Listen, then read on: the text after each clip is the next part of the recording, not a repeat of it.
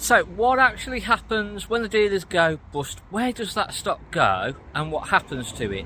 Just a few caravans to look at, and this is only one line, and I think we've found our evidence of where these caravans have come from. So again, there's two rows, there's another set of vans behind here. So this is just again another one of the rows of vans, two rows of vans. Again, and this is the sad reality sometimes, that when a dealer goes bust, this is sort of what happens, and it's now what is going to happen with the prices, because in one sense we're hoping that the prices are low so we can buy it low and then we can sell it low, but the problem is that when we then start re-advertising these back out, it affects the whole market, so it just brings everything then down in price as well. So it's a tricky situation, so it's going to be interesting to see what happens. Do the prices go low, or is there enough buyers out here or out there, caravan dealers, to buy the stock up and distribute it enough around where it doesn't all flood the market and it gets sold too cheap? So we'll see. But a great van, again, this is one that's on our list to buy.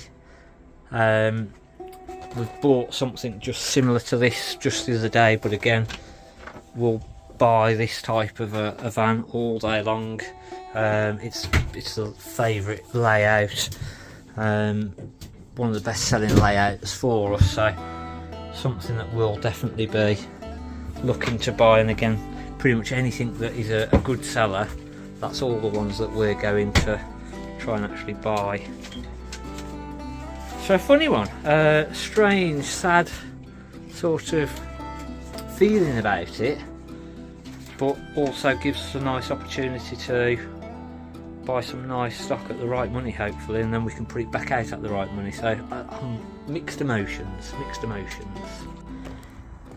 So a fair few lines of stock there from two of the dealers, Broad Lane and from Blazers.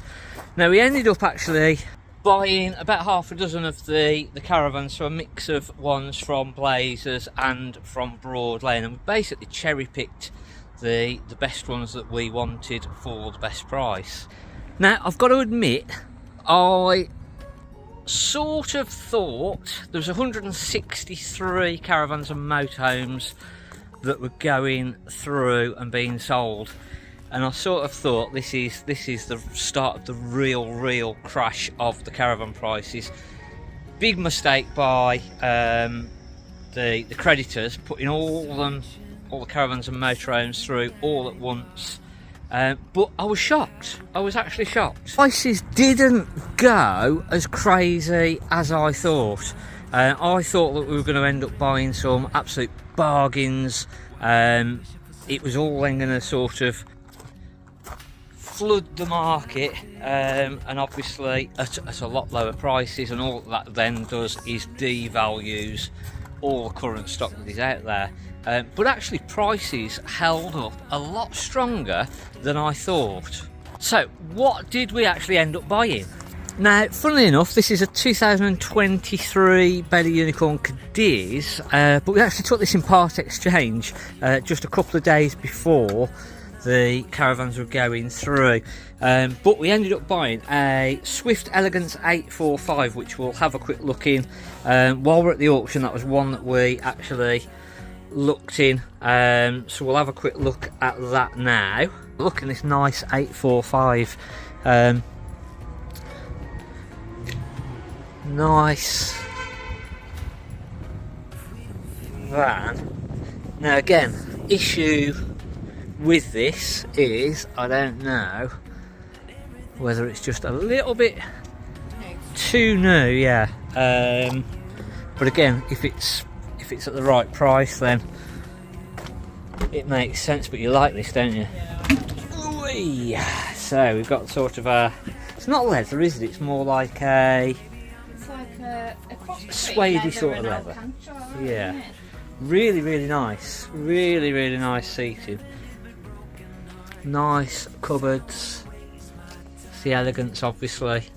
Nice kitchen area again, pretty much the same as the Lusso, isn't it, this? So yeah, same sort of layout as the Lusso. And we've just been talking to another dealer that was actually sort of saying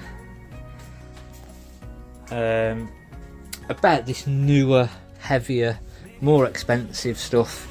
Again, exactly the same as what we've sort of been finding, is that because there's such an amount of brand spanking new ones out there, that it makes it quite difficult for us to then buy this sort of thing.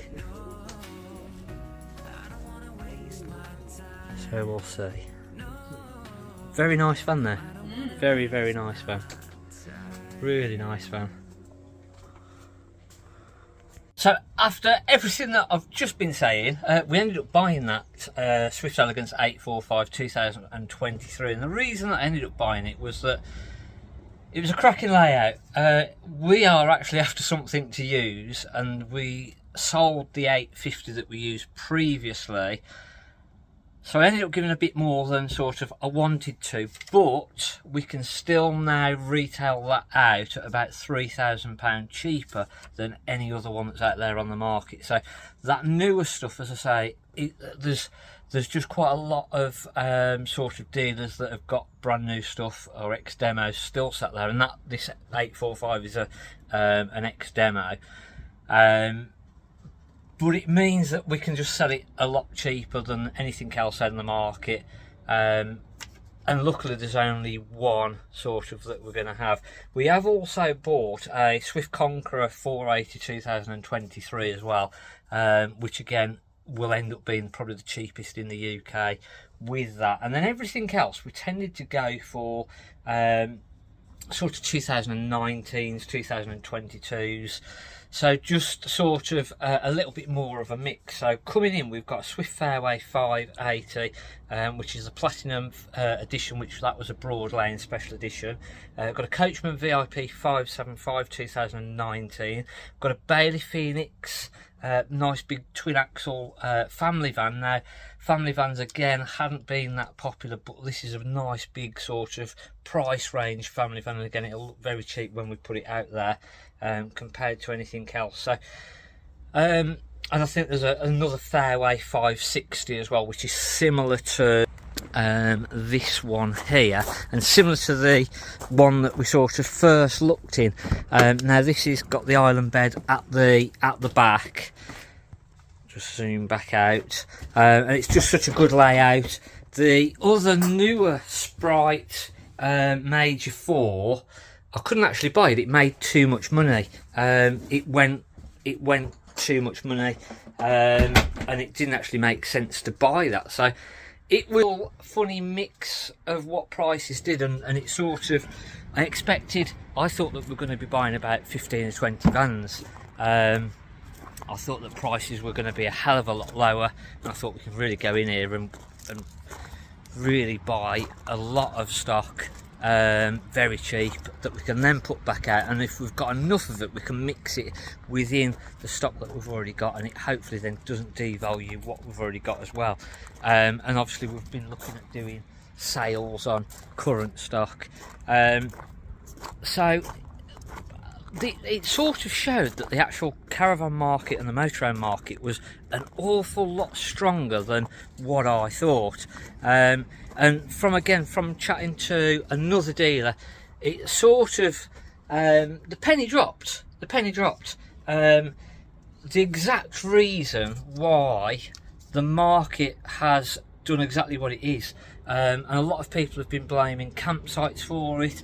I don't think campsites are actually the issue, and there is one factor that I agree that cause the prices to go absolutely stupid and absolutely start dropping down.